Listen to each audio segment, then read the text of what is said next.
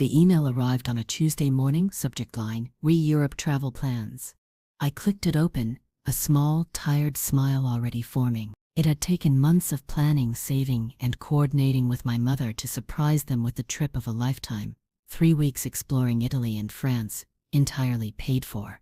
My parents had always dreamed of it, but circumstances, mostly financial, had always kept it just out of reach. This was my gift to them, a culmination of years of hard work and a quiet gratitude I rarely articulated. The email wasn't from my mother. It was from my father. It read, "Thanks for the generous gift. We're going to need to make one small adjustment. Your sister Sarah will be joining Mom instead of me. She could really use the break, with things being so tough for her lately. I'll stay here and look after the house." There was no question, no discussion, just an announcement, framed as a logistical detail. Sarah, my younger sister, perpetually finding herself, which usually translated to unemployed, and living at home, the same sister whose rent I'd quietly covered for 6 months last year, whose car repairs I'd paid for, whose life choices my parents constantly fretted over while simultaneously enabling. My smile didn't just disappear, it felt like it had never existed. The room seemed to dim slightly, the familiar weight settling in my chest. It wasn't just the change in plans. It was the casual assumption that I, the one who had funded this grand gesture, would simply accept their substitution, that my gift was a pool of resources they could reallocate as they saw fit, prioritizing the needs of the one who perpetually took, over the gratitude for the one who gave. It was a familiar pattern, woven into the fabric of our family dynamic since childhood. Sarah, the delicate one, the one who needed protecting, supporting, cushioning from the harsh realities the rest of us simply navigated. Me, the resilient one, the capable one, the one who could handle whatever was thrown at her because, well, she always had. The email didn't ask for my permission, it informed me of their decision. The unspoken message was clear. My feelings, my intentions behind the gift, were secondary to Sarah's convenience, and my parents' desire to ease her burden, even if that burden was largely self-inflicted. I reread the sentence about Sarah needing a break. The phrase "things being so tough for her lately," and a hard, cold knot began to form deep inside me. Tough? She hadn't held a job for more than 3 months in the last 3 years. Tough was working 60-hour weeks to build a life. Tough was managing responsibilities when no one else would. Tough was receiving a text notification about your carefully planned expensive gift being rerouted without your consent. The air in my office suddenly felt thin. I pushed my chair back from the desk, the slight scrape of the wheels on the floor echoing in the quiet. Outside, the city hummed, oblivious. Inside, a quiet storm was gathering. Before we dive into what happened next, tell me in the comments, where in the world are you watching from? It's always incredible to see how far these stories reach. I sat with the email open on my screen for a long time, the words blurring slightly at the edges. It wasn't just the money, though, that was substantial. It was the principle, the utter lack of respect for the gift itself. For me, the giver, it was as if they viewed my contribution not as a heartfelt present but as a general family fund they could dip into and redistribute based on their own perceived needs. Sarah needed a vacation. I had paid for one for them. Therefore, it was now Sarah's. The logic was breathtaking in its simple, self-serving elegance. A small, almost imperceptible vibration started in my fingertips. It wasn't anger yet, not the hot, explosive kind. It was colder, more precise. A quiet, humming recognition of a boundary crossed, a line erased without a second thought. This wasn't the first time, of course. There were years of small slights, of being the invisible anchor while Sarah was the cherished, fragile boat. The time I won the academic scholarship that funded my entire university education, and the family celebration centered on Sarah getting a passing grade in a remedial class. The time I bought my first apartment, a down payment saved through relentless scrimping, and the conversation around the dinner table was dominated by how my parents were worried about how Sarah would ever afford rent in this market. It was a constant, low-grade underestimation, a quiet dismissal of my achievements and struggles in favor of spotlighting Sarah's perpetual state of needing. I closed my eyes for a moment, focusing on the rhythm of my own breathing. In, out, controlled. The dignity the profile mentioned wasn't innate. It was cultivated. A shield built brick by painstaking brick against the constant erosion of being taken for granted. I felt the familiar urge to smooth it over, to tell myself it wasn't a big deal, that Sarah really did need it. But the other feeling was stronger this time. The feeling of a door slamming shut internally, not in a fit of pique, but with a quiet, definitive click. This gift wasn't just money. It was an expression of love, a gesture of thanks for a lifetime of perceived sacrifice, even if the reality was more complicated. To have it so carelessly repurposed felt like a rejection, not just of the gift, but of the sentiment behind it, and the casualness of it, the sheer, effortless nerve. It wasn't even worth a phone call, apparently. Just an email, a few lines to inform me of the new itinerary. I opened my eyes and looked at the email again. My father's name at the bottom.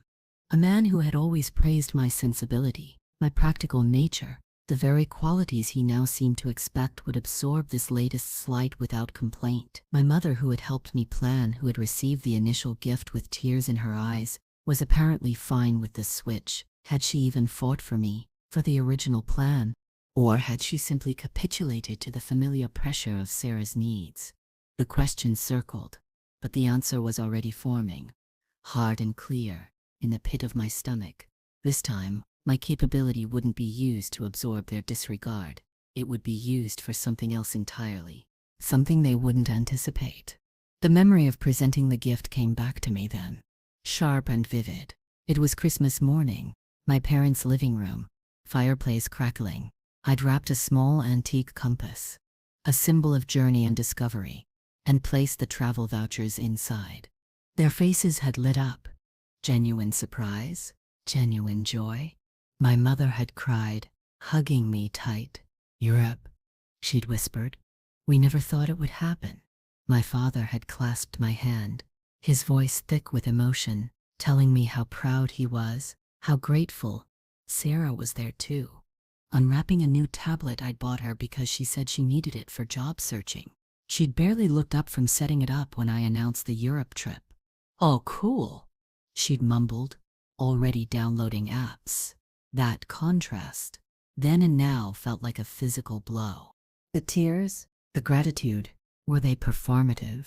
Or had their priorities simply shifted so effortlessly the moment the logistics became slightly inconvenient?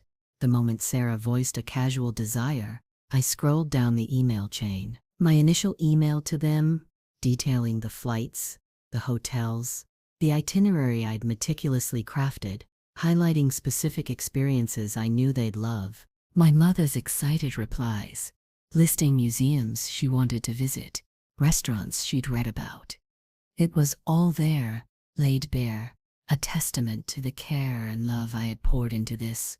And now, my father's cold, brief response, layered on top of it, a digital tombstone for my original intention. I felt a sudden, intense wave of possessiveness over the gift.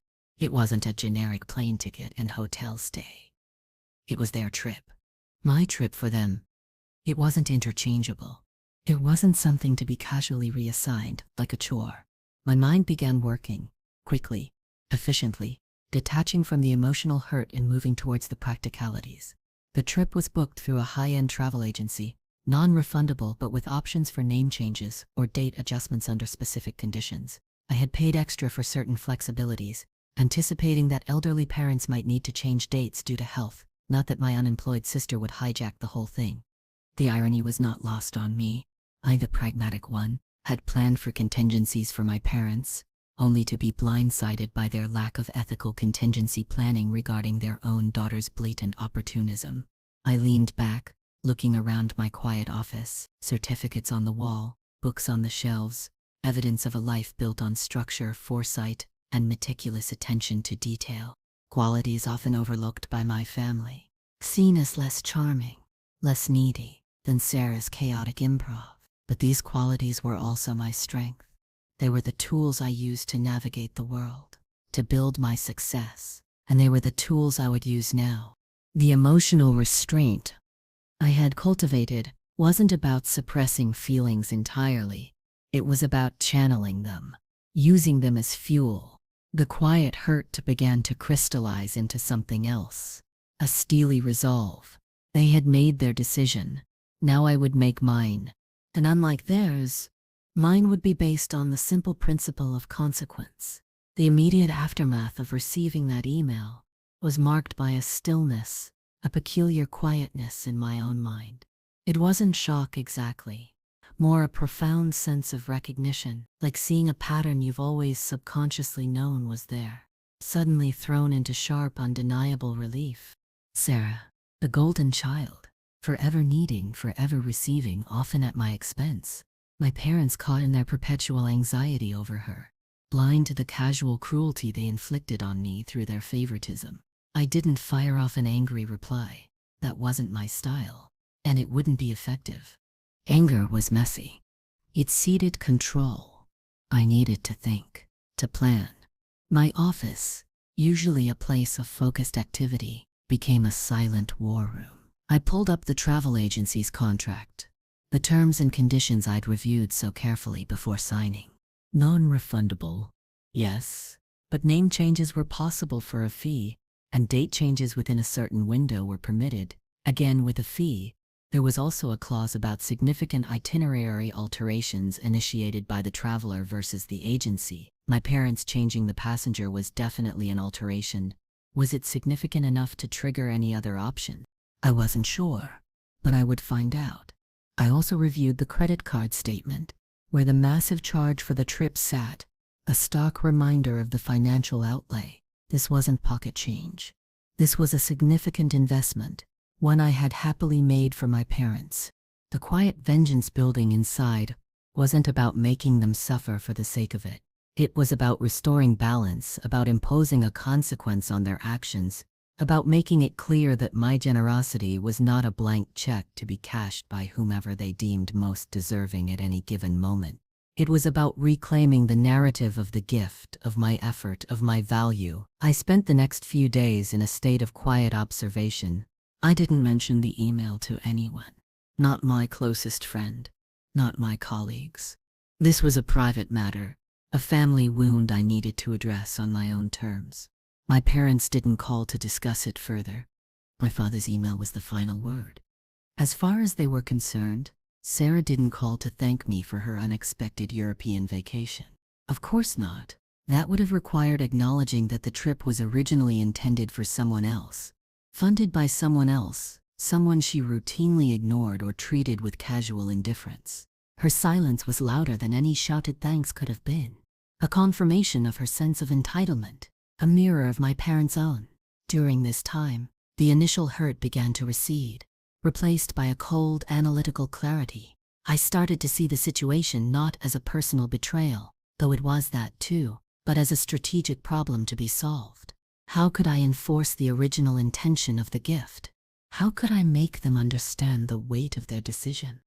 Not through emotional appeals they would likely dismiss, but through undeniable action. The answer lay, as it often did, in the details, the fine print, the evidence, the contract, the emails, the payment record. These weren't just administrative documents. They were the tools of my quiet counteroffensive. I began researching, calling, asking hypothetical questions without revealing the specifics of my situation. The travel agency was helpful, if purely transactional. Yes. Name changes were possible. Fees applied. Yes.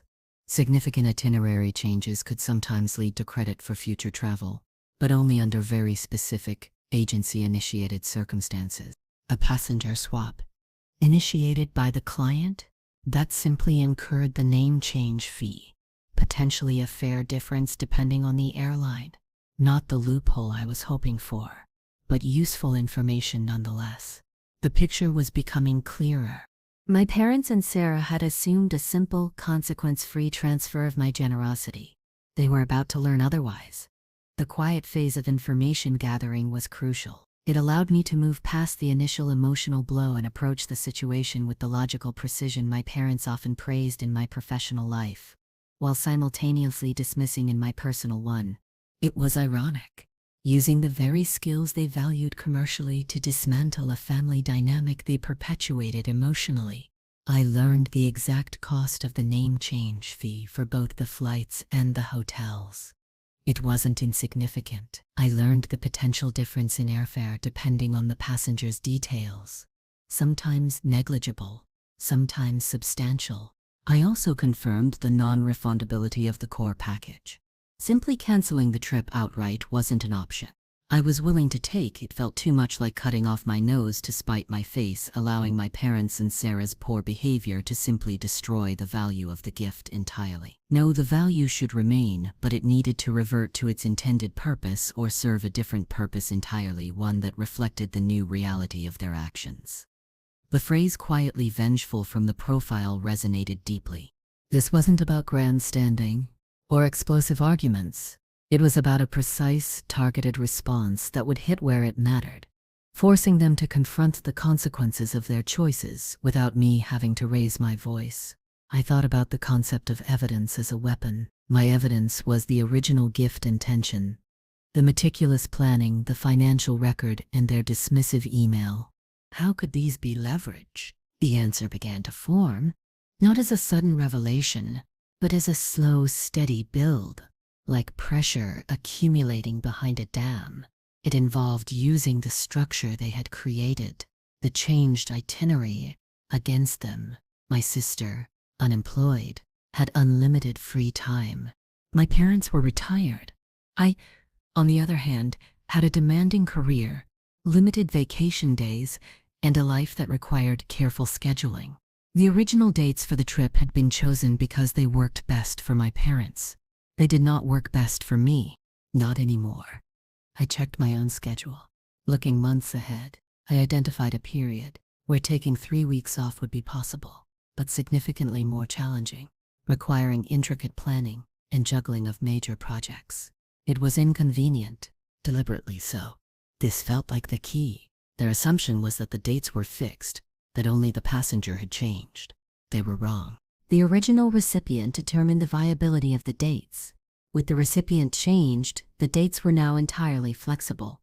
Or rather, they needed to be flexible to suit the new primary traveler, Sarah, or revert to suitability for the original recipients, my parents. Since my father was no longer going and my mother was now traveling with Sarah, the original rationale for those specific dates had evaporated. I drafted an email to the travel agency, CCing my parents.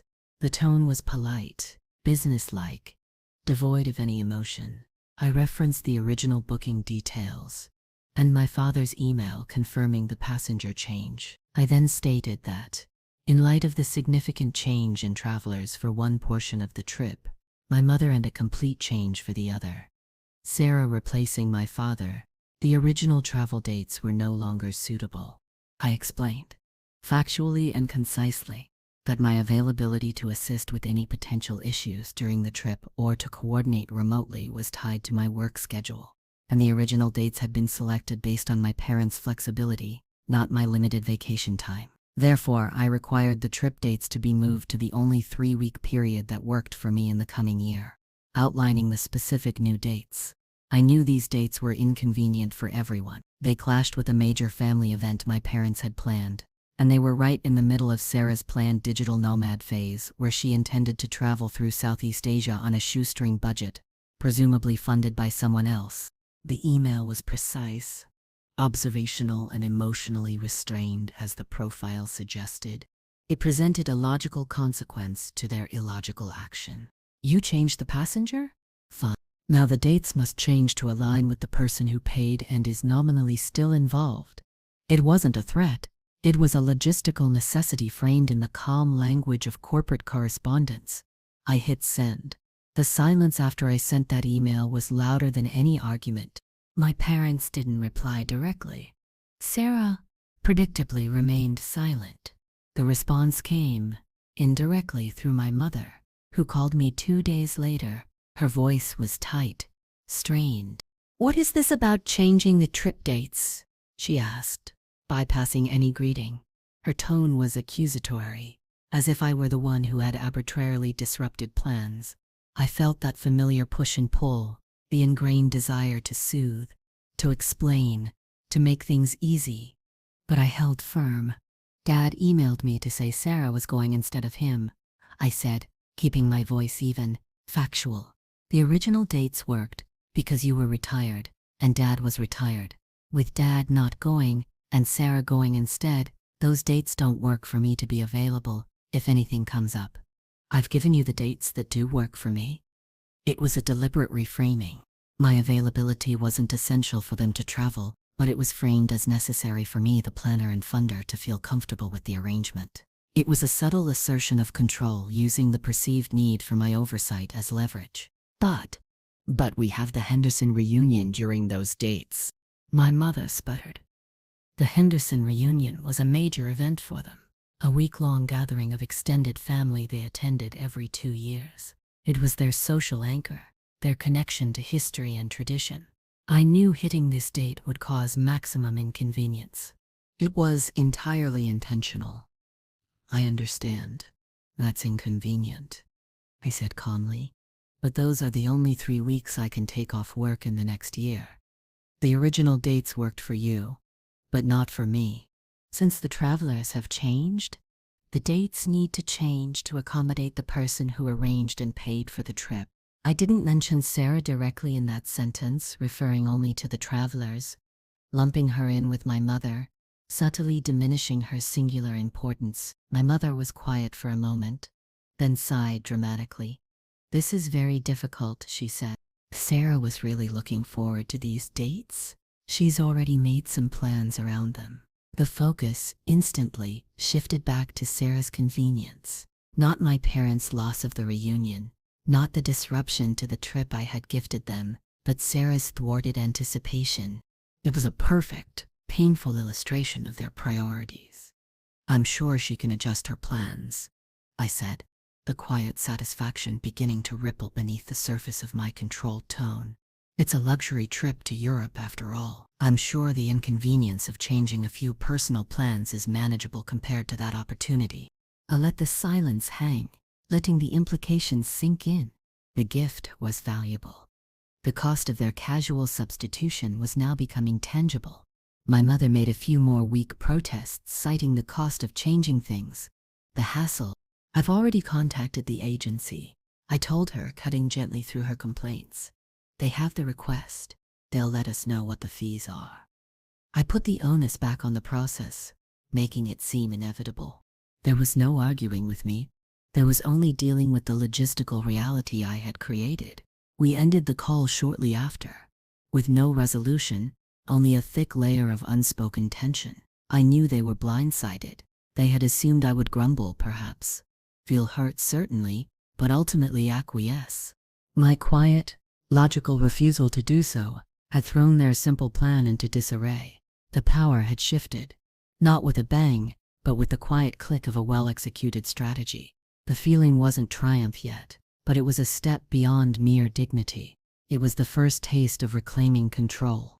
The email from the travel agency arrived the next day. It was addressed to me, with my parents copied, as requested. It detailed the costs involved in changing the dates for the 2 passengers. The name change fee was significant, just as I had anticipated. The airfare difference for Sarah was also substantial. Apparently, booking closer to the new dates, even months out, incurred a higher rate than the original booking made far in advance. There were also fees from some of the hotels for altering confirmed reservations. The total figure was eye-watering. It was close to 40% of the original trip cost. The email stated clearly that these fees needed to be paid within 48 hours to secure the new dates and avoid potential further increases or loss of the original booking value entirely, due to non-refundability clauses kicking in fully. It was a hard deadline, a concrete consequence delivered not by me but by an impersonal third-party authority, the perfect evidence as a weapon. I forwarded the email to my parents and Sarah. My accompanying message was brief. "Please see attached from the travel agency regarding the costs to change the dates per my previous email. Payment is required within 48 hours. I didn't add anything about who should pay, didn't express any emotion, didn't apologize for the cost. I simply presented the facts and the deadline. The ball was now firmly in their court, and it was a very expensive ball. The silence that followed was different. This time, it wasn't just a lack of communication. It felt like a held breath. They couldn't ignore this. They couldn't simply assume I would cover the additional expense. The original gift was paid for. This was an additional cost, incurred because of their decision to change the passenger and their inability or unwillingness to adjust to the dates I had provided as the only viable alternative from my end. I knew my parents' financial situation wasn't dire, but they were retired and careful with money. An unexpected expense of this magnitude, entirely avoidable if they hadn't swapped passengers or had accepted my earlier, less inconvenient alternative dates, which I had initially offered before escalating to the impossible dates, would be a significant blow. As for Sarah, the idea of her contributing to this cost was laughable. She was unemployed. The irony of her expensive European vacation racking up thousands in unexpected fees solely due to her presence on a trip she hadn't paid a dime for was a particularly sharp, dry form of humor I allowed myself to appreciate in the quiet of my office. This was the consequence of their collective entitlement. They had treated my gift like a commodity to be traded. Now they were seeing the market price for that trade. I went about my work, attending meetings, answering emails, maintaining the veneer of calm competence. Inside, the quiet satisfaction was building, steady and strong. It wasn't malicious glee, not entirely. It was the satisfaction of seeing a fundamental imbalance corrected, of seeing actions finally linked to consequences. The emails sat in their inboxes, a ticking clock counting down the 48 hours. The pressure was on them. The deadline loomed. I received panicked texts from my mother. "This is so expensive. We can't afford this. Is there nothing you can do?" "Sarah is so upset." Not, notably, "We're sorry we changed the plans without asking." Or, "We appreciate you paying for the trip in the first place. Just panic about the cost and Sarah's feelings." My replies were short, polite, and unyielding. The agency set the fees and the deadline. "The costs are due to the passenger change. Perhaps you should discuss it with Sarah." I was redirecting the responsibility firmly back to them, forcing them to confront the financial reality of their decision and the person whose inclusion caused it. My father remained silent, a tactical retreat perhaps, or simply leaving my mother to handle the difficult conversation as he often did. Sarah sent me one brief, petulant text. "This is so unfair." Unfair? The word hung in the air, heavy with the weight of years of her own self-imposed unfairness that everyone else had subsidized. I didn't reply. There was nothing to say. The fairness of the situation was not up for debate with her. With less than 12 hours left before the deadline, my mother called again, her voice resigned. We can't pay that," she admitted. "We just don't have that kind of money readily available." There was a pause, then a hesitant. Could you help us out? Just this once?" The request was bold, audacious. Pay for the trip, engineer a situation that costs thousands more, and then ask me to cover that too? It was a perfect example of the depth of their assumption that my resources were their safety net, their personal bailout fund. My voice remained calm, steady. "Mom," I said, using her name deliberately, kindly, but firmly. "The original trip was a gift to you and Dad. I paid for that, fully. These extra costs are a direct result of changing the plans. I'm not in a position to cover them." It wasn't entirely true. I could have absorbed the cost, though it would have smarted financially and morally. But saying I'm not in a position was a simple, irrefutable statement. It closed the door gently, but firmly. She was silent again, the line humming. "So, what happened?" she asked, her voice small now. The agency email was clear. I said, "If the fees aren't paid by the deadline, the booking will be cancelled and we'll lose the value of the trip." I let the weight of that sink in. The trip of their dreams, gone. Not because I was malicious, but because their actions had led to a financial consequence they couldn't manage, and I wouldn't enable. It was the logical, unavoidable conclusion of the path they had chosen. The silence returned, thick with disappointment and unspoken recrimination. The 48-hour deadline passed. I didn't check my bank account. I didn't need to. I knew the fees hadn't been paid. My parents didn't call to confirm the cancellation. Sarah didn't text to complain further. The trip was over before it began. A casualty of entitlement and poor judgment. An email from the travel agency confirmed it a few days later. A standard notification that the booking had been cancelled due to non-payment of fees. I archived it without a second thought. The quiet satisfaction I felt wasn't fleeting. It was a deep, settled calm. I hadn't shouted. I hadn't begged. I hadn't even explicitly laid blame. I had simply applied a logical consequence to their actions, using the very structures of the transaction they had initiated, the trip booking to enforce a reality they had ignored, my boundaries and the value of my gift. There was no grand confrontation, no dramatic mic drop moment. Just a quiet, undeniable outcome. They had prioritized Sarah's convenience and their own comfort over respecting my gift and my position in the family. The consequence was the loss of the gift entirely. It was a harsh lesson, perhaps, but one delivered by the impartial hand of logistical and financial reality, not by my emotional outburst. I knew this wouldn't magically transform our family dynamics. The patterns were too deeply ingrained. Sarah would likely continue to be the focus of their anxieties and misplaced generosity. I would likely continue to be the resilient, capable one they took for granted. But something fundamental had shifted within me. I had drawn a line, not with words but with action and consequence. I had shown, quietly but effectively, that my generosity had limits, that my resources were not communal property, and that disrespect had a cost. The quiet vengeance wasn't about inflicting pain.